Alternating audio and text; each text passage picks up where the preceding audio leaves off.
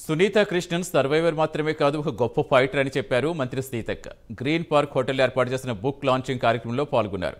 Social activist Padmashri Sunitha Krishnan రచించిన I'm what I'm అనే ఆత్మకథ పుస్తకాన్ని ఆవిష్కరించారు.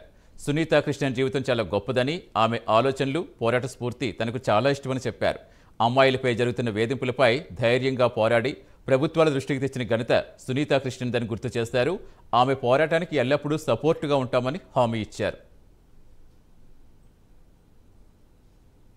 మేడం నాకు చాలా రోజులు తనకు తెలియదు, ట్రీట్మెంట్ ఇచ్చింది. ఒకప్పుడు ట్రీట్మెంట్ తీసుకునేది వచ్చి నేను ఇక్కడ ఉన్నటువంటి సునీత కృష్ణన్ గారి యొక్క అభిమానులు, ఆమె ఫైటింగ్లో మరి సపోర్టుగా ఉన్న మీ అందరికీ, పత్రికా మీడియా సోదరులకు, వారి కుటుంబ సభ్యులందరికీ కూడా హృదయపూర్వక శుభాకాంక్షలను, ధన్యవాదాలు తెలియజేస్తూ ఉన్నాను.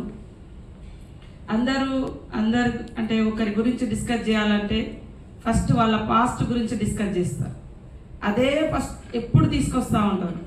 బట్ సునీత అలా కాదు. Sunitha not only survivor and saviour కూడా. ఆమె ఎంతోమంది జీవితాలకు ఒక దారి చూపించి ఒక ఫైటర్గా మన ముందు నిలబడింది.